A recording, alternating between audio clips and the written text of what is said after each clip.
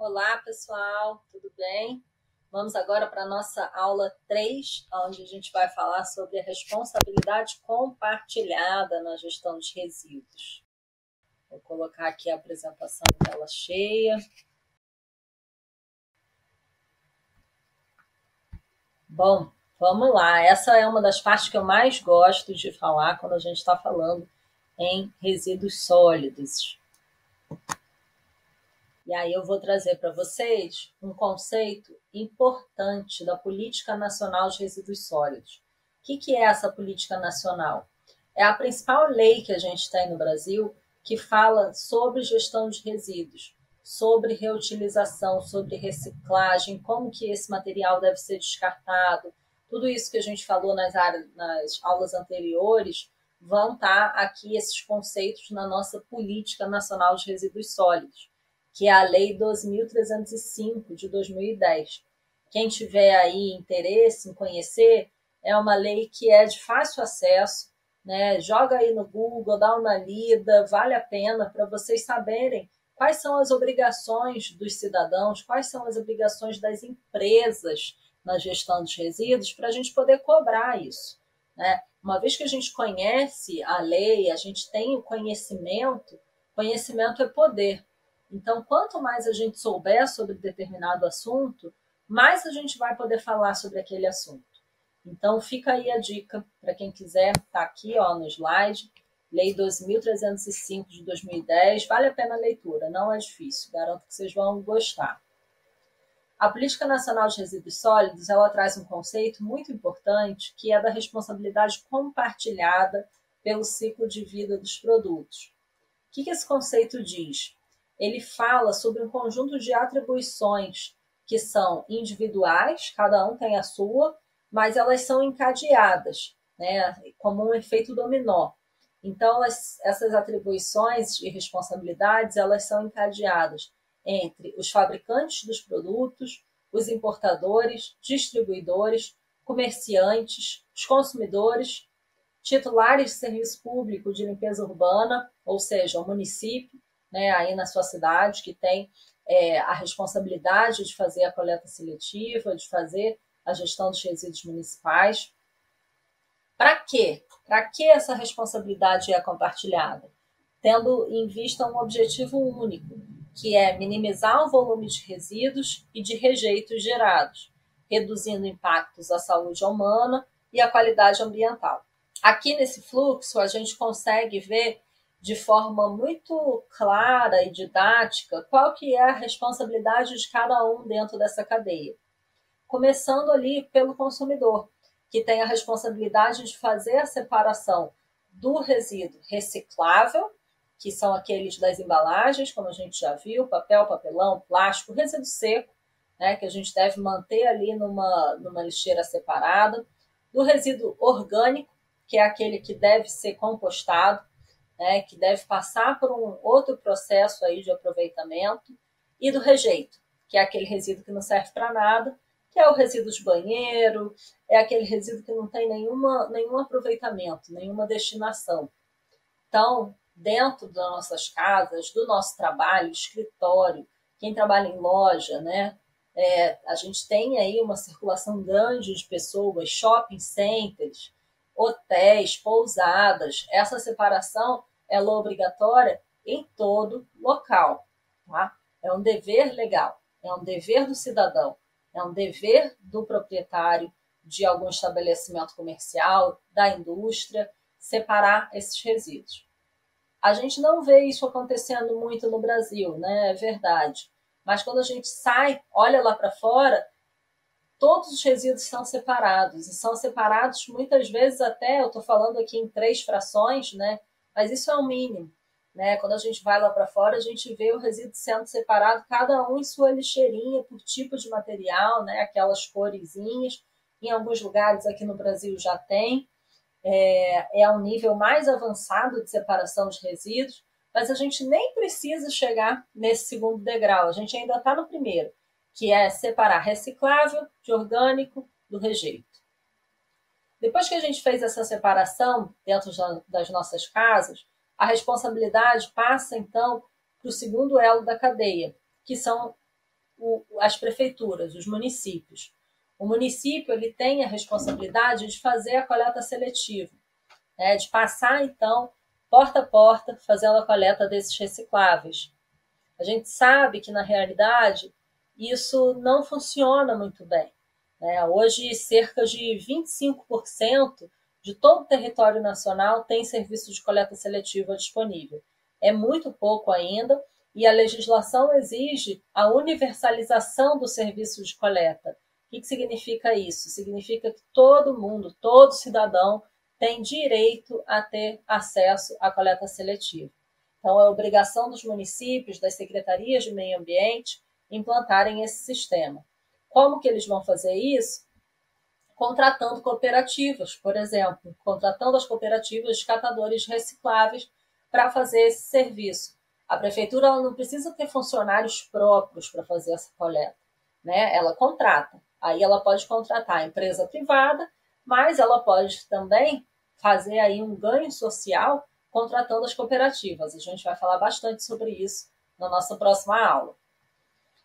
Esse resíduo que ele passou, então, pela coleta seletiva, né, que vai ser feita ou por uma empresa, ou pela própria prefeitura, ou pelas associações e cooperativas de catadores, ele vai, então, para o terceiro elo da cadeia, que é aquela fábricazinha ali, né, aquela estrutura, o galpão, que são as cooperativas ou associações de catadores.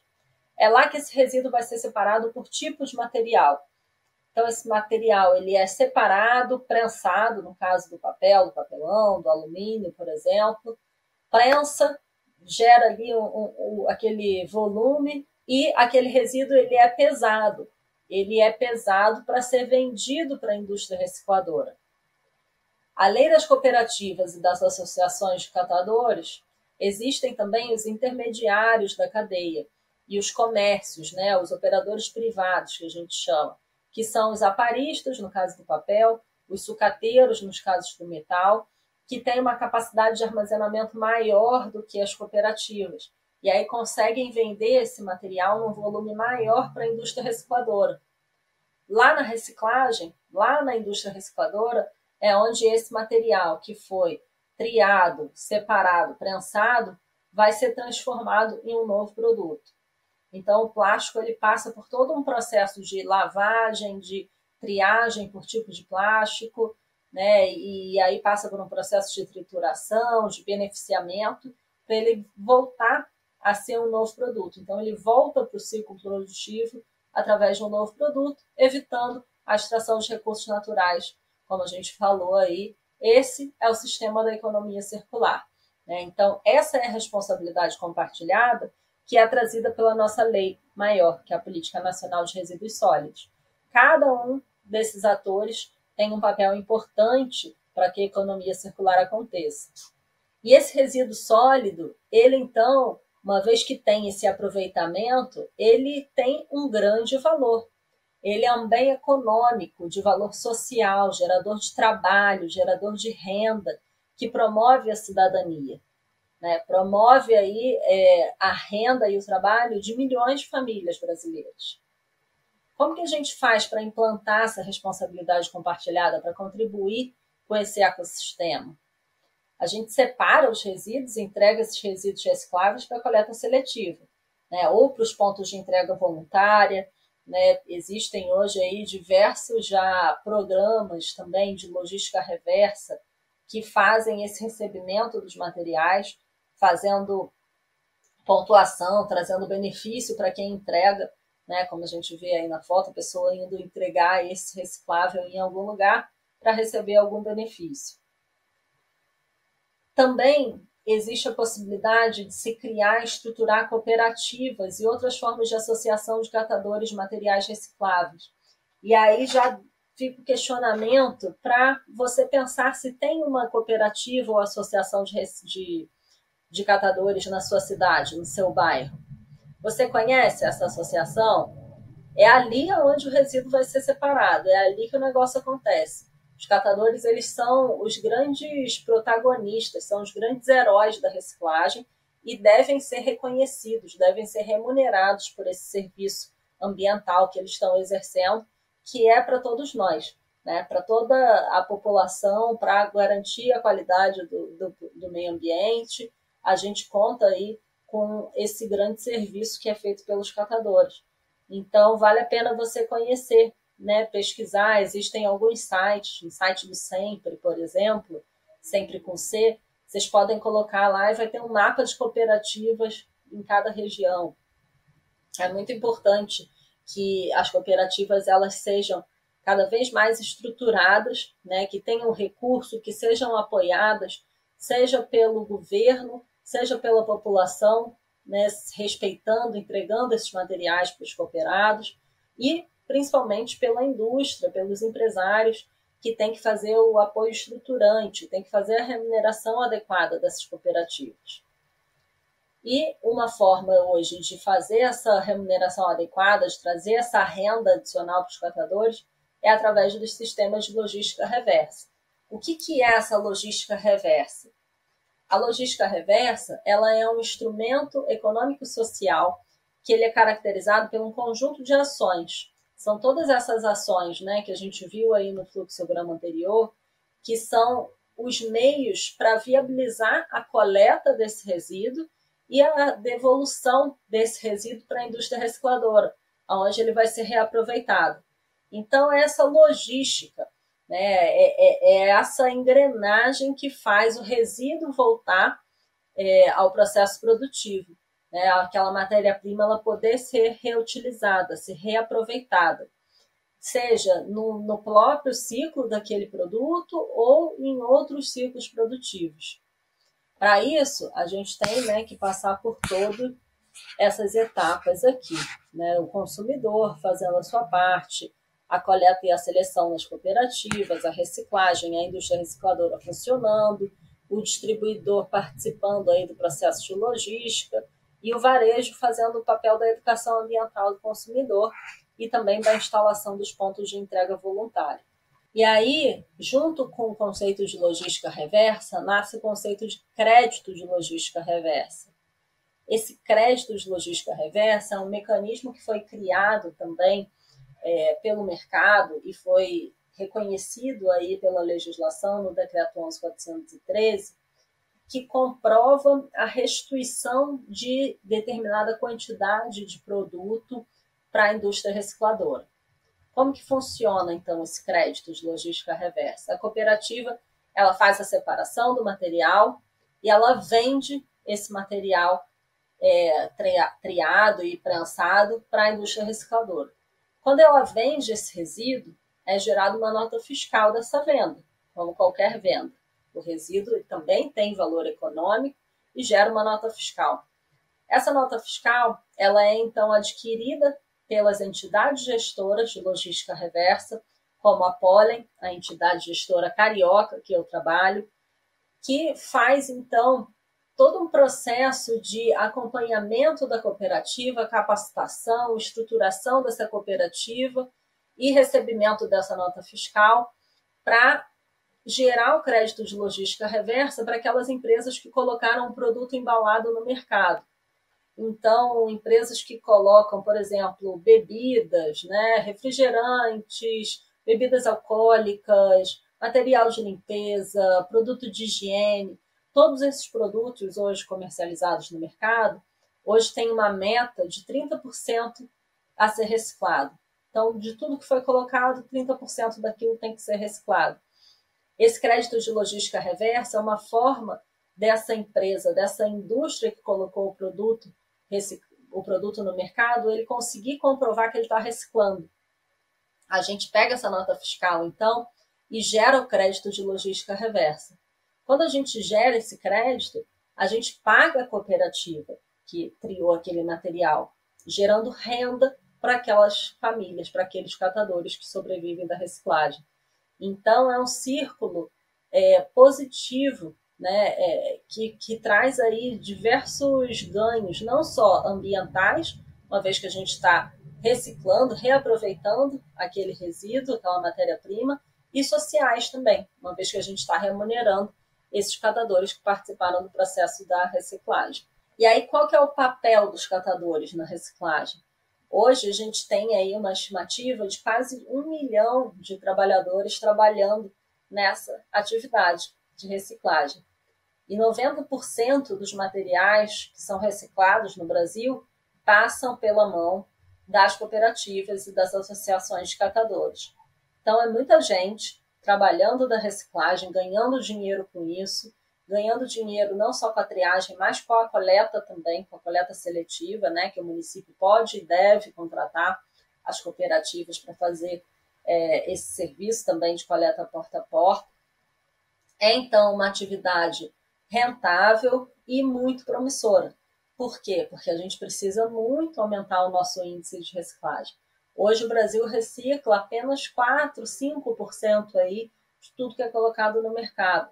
Então, com isso, a gente vê grandes oportunidades de negócio, né, de estruturar novas cooperativas. Quem quiser juntar aí o grupo, né, de pessoas responsáveis, de pessoas conscientes, que queiram trabalhar no meio ambiente, com meio ambiente, com sustentabilidade, existe essa grande possibilidade, porque a indústria está colocando produto no mercado e ela precisa comprovar que ela está reciclando. Para isso, a gente precisa cada vez mais de associações cooperativas, porque hoje existe uma escassez muito grande. A infraestrutura da reciclagem no Brasil ela é muito precária. Né? São poucas cooperativas que estão regularizadas, que podem trabalhar com esse crédito de logística reversa. Então, além de ser hoje, né, já uma atividade que está sendo cada vez mais reconhecida, a tendência é que ela continue crescendo. Então, vale a pena pesquisar. Existe já uma cooperativa aí na sua região?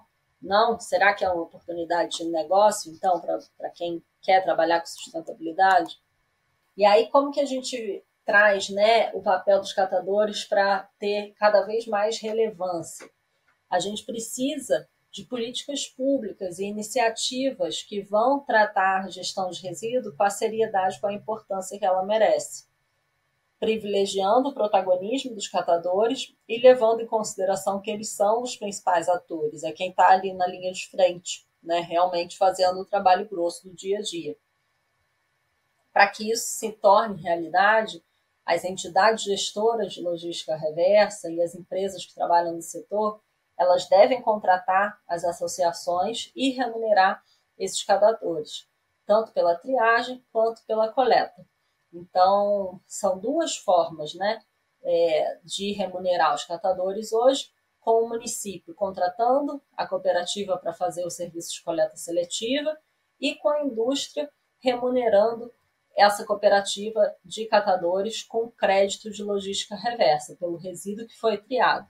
E a legislação hoje, ela já traz essa prioridade para os catadores em relação aos operadores privados, em relação às empresas privadas de reciclagem. Né? Tem muito favorecimento para que todas as notas fiscais que sejam adquiridas nesse processo da reciclagem sejam adquiridas das cooperativas, né? Que elas sejam o primeiro foco aí da reciclagem. Só depois de ter as notas esgotadas das cooperativas é que as entidades gestoras de logística reversa vão poder passar a buscar as notas fiscais dos operadores privados, garantindo esse lugar para o catador. Aqui eu trago algumas fotos, né? Para quem não conhece uma cooperativa de reciclagem, essas fotos são da Coopercaps, da Rede Sul, em São Paulo. É uma cooperativa super estruturada. Aí vocês veem, né, os big bags, a esteira de separação, todo o maquinário, né, que precisa existir para que a reciclagem aconteça de maneira eficiente. Mas, infelizmente, essa não é a realidade das cooperativas no Brasil. Está muito longe de ser assim. Esse é o modelo ideal, né? Um galpão lá todo coberto, iluminado, né? O resíduo ali protegido. Mas, infelizmente, a realidade das cooperativas é outra. É essa aqui, né? Muitas vezes, os catadores estão trabalhando em condições totalmente inadequadas, em lixão, em, né, espaços que realmente não tem aí a proteção dos resíduos, então esse resíduo, quando chove, se mistura o orgânico com o reciclável, né, perde material, perde o volume, perde todo o trabalho que foi feito na coleta desse material. Algumas outras já estão aqui, a duras penas, né, se estruturando. A gente vê essa casinha aqui construída tijolo a tijolo, né, para fazer uma área que tenha uma área de refeitório também para os cooperados, onde eles possam se reunir, fazer a alimentação diária, que tenha uma área de escritório, né, porque se a cooperativa ela vai vender esse resíduo para a indústria recicladora, ela precisa ali ter uma área administrativa, telefone, computador. A cooperativa funciona como uma empresa hoje, né, e precisa ser incentivada, precisa ser apoiada. E aí a gente fala da economia circular inclusiva, que é essa economia circular que vai olhar tanto para o ponto de vista ambiental da reciclagem, quanto para o ponto de vista social também. E aqui eu trouxe uma renda média mensal dos cooperados por região. Na região centro-oeste, então, é onde os cooperados ganham mais, né? Os catadores ganham aí, tem uma renda média de R$ 1.600. Já no sul, 1.500, ali próximo, no sudeste, 1.574. Quando a gente vai para o norte, para o nordeste, essa renda reduz muito drasticamente, porque a infraestrutura recicladora lá ainda é muito precária. Os municípios não estão fazendo essa contratação das cooperativas para coleta seletiva. Crédito de logística reversa ainda é uma novidade nessas regiões. Então, a fonte de renda ela acaba diminuindo também. Então, por isso que é importante, né, que cada vez mais as cooperativas estejam regularizadas, para que elas possam participar desse mercado, né, que elas possam oferecer essa solução tanto para os empresários, para o comércio, trazendo aí essa gestão de resíduo adequada para toda uma região, o que vai ser muito importante para o turismo também, né? Porque o turismo ele é uma atividade que gera bastante resíduo e os turistas cada vez mais conscientes, né? Cada vez mais querendo visitar locais onde existe um critério de sustentabilidade, existe a gestão de resíduo adequada. Então, para tudo isso acontecer, é necessário ter essas associações cooperativas e agora a gente está vendo aí que é uma possibilidade de renda para muitas pessoas. Dentro, então, dessa ideia, desse cenário de promover as cooperativas, né, de incentivar essa atividade, o governo federal ele vem lançando alguns programas de apoio, um dos principais dele é o programa Diogo de Santana, Pró-Catadores e Pró-Catadoras, que tem a finalidade de articular ações, projetos e programas da administração pública federal, estadual e municipal, promovendo aí os direitos humanos e a defesa dos catadores e das catadoras, por meio do fortalecimento das associações de cooperativas, da melhoria das condições de trabalho, do fomento ao financiamento público para a compra de equipamento, por exemplo, para a construção dos galpões, para a inclusão socioeconômica dos catadores e catadoras e para a expansão da coleta seletiva, para a expansão das possibilidades de reutilização dos materiais, de reciclagem da logística reversa e da educação ambiental da população. As campanhas de educação ambiental elas são muito importantes para que toda a população, né, consumidores, gestores públicos, tenham aí a consciência de que esse processo da economia circular ele vai depender de todos nós. Então, esses programas eles vêm trazer renda, vêm trazer crédito para que a economia circular seja implantada, trazendo também alguns conceitos de coleta seletiva solidária, que é aquela coleta seletiva realizada pela organização de catadores e catadoras, em parceria com prefeituras, o conceito de pagamento por serviços ambientais, que nada mais é a remuneração do serviço que é prestado pelos catadores, e a reciclagem popular, que é aquela que engloba na cadeia produtiva a reciclagem utilizada por catadores e catadoras. Os objetivos dessa política pública é incentivar cada vez mais a contratação remunerada dessas organizações, promover capacitação, formação, assessoramento técnico e profissionalização dos catadores, estimular a inclusão socioeconômica dos catadores, propor a abertura de linhas de crédito para apoiar a estruturação de cooperativas e outras formas de organização popular para a gestão dos resíduos, projetos, campanhas de educação ambiental. Então, hoje já existem aí algumas formas de acessar que são previstas nesse programa Diogo de Santana. A gente também tem a Lei de Incentivo da Reciclagem, que foi regulamentada aí no ano de 2024. Essa lei ela tem o objetivo também de apoiar as organizações e ela vai trazer uma série de possibilidades, uma série de projetos que podem ser apresentados ao Ministério do Meio Ambiente para que as empresas ou as pessoas físicas dediquem parte do imposto de renda para essa lei de incentivo, para os projetos da lei de incentivo à reciclagem. E aí, quais podem ser os projetos? Podem ser projetos de capacitação, assessoria técnica para reciclagem e reuso dos materiais. Podem ser projetos de incubação de microempresas e cooperativas. Podem ser projetos de pesquisa para subsidiar as ações de responsabilidade compartilhada. Então, estudos, diagnóstico, entender qual é a realidade daquela população, quando que o resíduo é gerado. A gente sabe, né, que no turismo, o turismo ele é uma atividade que ele é muito perene. Então, no verão tem muito turista, no inverno, né, nas praias, né, por exemplo, reduz muito a quantidade de pessoas circulando. Como que a gente vai, então, entender a quantidade de resíduo que é gerado? Tudo isso, esses projetos de pesquisa também podem ser apoiados pela Lei de Incentivo à Reciclagem. Aquisição de equipamentos, de veículos para coleta seletiva, a organização e apoio às redes de comercialização. São vários, né? Eu trouxe aqui só alguns exemplos de projetos que são passíveis de apoio.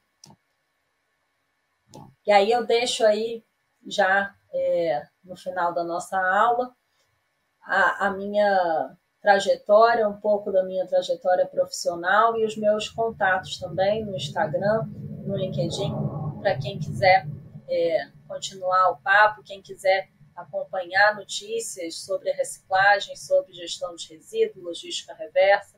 Estou sempre publicando lá, tanto informações sobre as leis, sobre projetos e outras oportunidades. Tá bom? A gente mantém em contato.